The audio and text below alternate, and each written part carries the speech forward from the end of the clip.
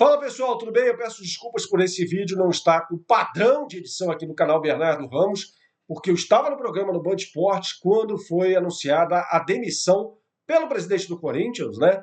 Pelo Duílio Monteiro Alves, do técnico Wagner Mancini, contratado e bancado, por sinal, pelo mesmo Duílio Monteiro Alves, quando ele era vice de futebol. Ele não era presidente do Corinthians na gestão desastrosa de Andrei Sanches. Primeiramente, eu vou pedir a você que se inscreva no canal, que dê o seu like, é muito importante isso, que ative as notificações para que você possa sempre ser avisado quando um vídeo subir neste canal.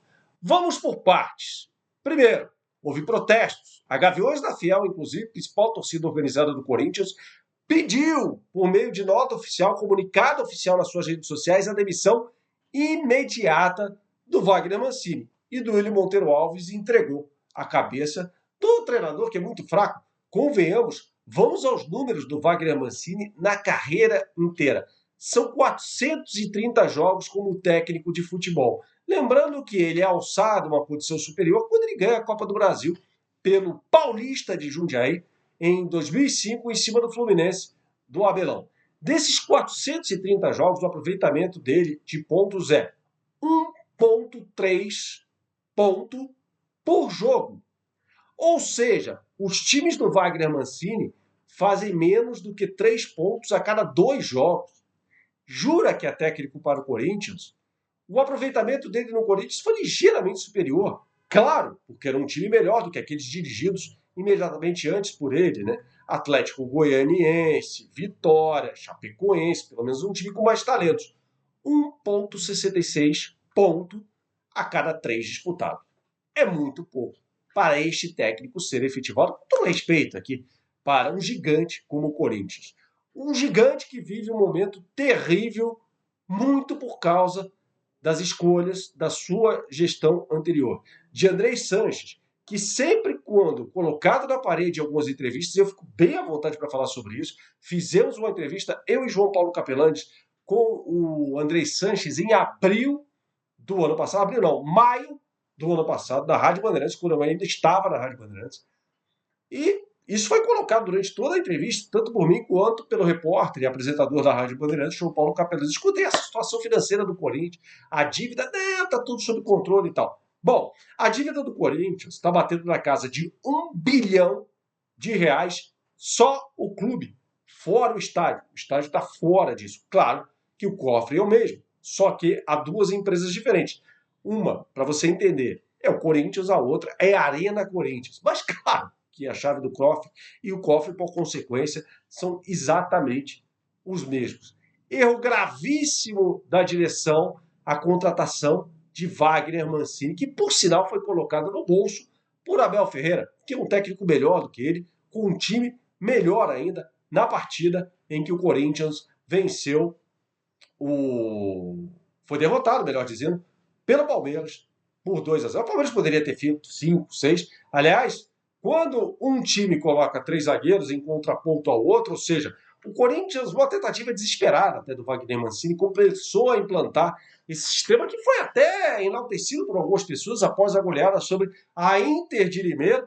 Não, o Corinthians tem um novo esquema, tá com 3 zagueiros. Gente, não é assim. Já conversei com vários técnicos de futebol, inclusive fora do Brasil, que sempre me disseram, não é o caso de Palmeiras, tampouco Corinthians, mas o sistema de jogo mais difícil a ser implementado é o 3-4-3. O Palmeiras não jogou dessa forma.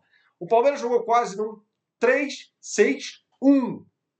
Os seus 2 zagueiros pelo lado bem aberto, mais o Renan pelo lado esquerdo, do que o Luan pelo lado direito, o Gustavo Gomes centralizado. Isso possibilitou a subida do Vitor Luiz, que virou um atacante.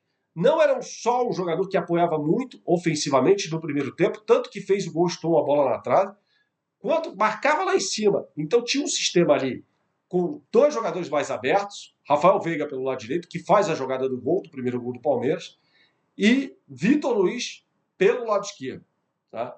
Compondo essa linha, entre aspas, de 6 no meio campo, o Mike jogando mais centralizado em relação, pelo menos na fase ofensiva, do Palmeiras, do lado ali do Rafael Veiga, o Luiz Adriano jogando quase como um meia. Né? Era o cara que fazia ali a ligação e por muitas vezes no segundo tempo aí a história muda um pouco. Tá? o Felipe Melo, o Patrick e o Vitor Luiz. E na frente o Rony. Foi assim que o Palmeiras jogou por boa parte do primeiro tempo. No final do primeiro tempo já começa a haver uma troca de posicionamento entre Rony e Luiz Adriano, mas sempre num 3-6-1. Literalmente. Não eram 3 zagueiros que se transformavam em 5 quando o Palmeiras era atacado. Não, eram 3 zagueiros de verdade. No segundo tempo, aí não. Aí a postura muito boa. Já no final do primeiro tempo, aí não. Aí o Palmeiras recua, mas deixa o Corinthians com a bola, mas forma uma muralha verde. O Corinthians não consegue dar uma finalização de dentro da área do Palmeiras em todo o primeiro tempo.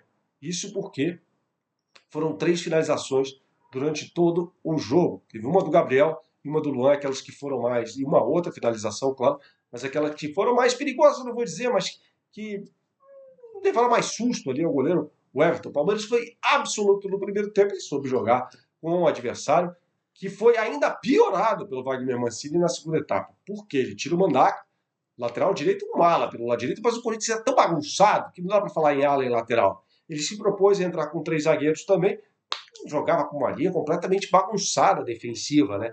O Piton, se não sabia se era lateral, se era atacante. O Ramiro, que não ajudava em nada o Mandaca, até foi facilmente envolvido pelo Renan. Aliás, grande partida do zagueiro pela esquerda do Palmeiras. Bom jogador, bom valor. Claro que é muito precoce para colocá-lo numa condição de craque, ou futuro craque, não.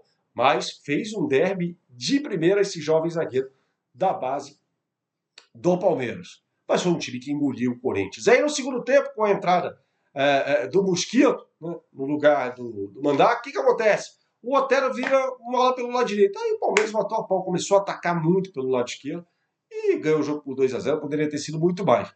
E aí a cereja no bolo, né, da atuação do glorioso Wagner Mancini, nem vou falar no jogo de hoje, nessa passagem terrível pelo Corinthians. Botar o Luan, que tem um aproveitamento terrível, né? No Grêmio, ele perdeu 1/3 de todas as cobranças de pênalti.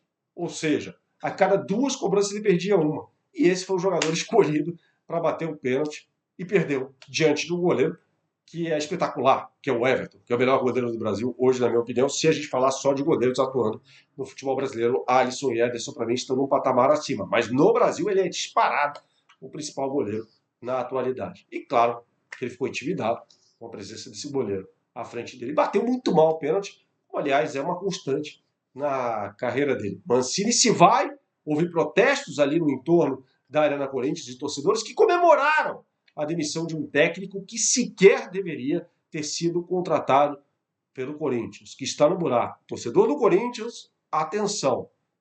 O Corinthians precisa fazer um campeonato digno brasileiro. Porque este time do Corinthians, quando colocado em contraponto a times mais organizados taticamente, eu não estou nem falando melhores tecnicamente. Estou falando mais bem preparados, como o caso do Peñarol. O time do Corinthians não tem condição, não joga de igual para igual, nem perto disso. Então o Corinthians precisa arrumar um técnico para fazer um campeonato brasileiro pelo menos digno. Beleza? Saudações, até a próxima.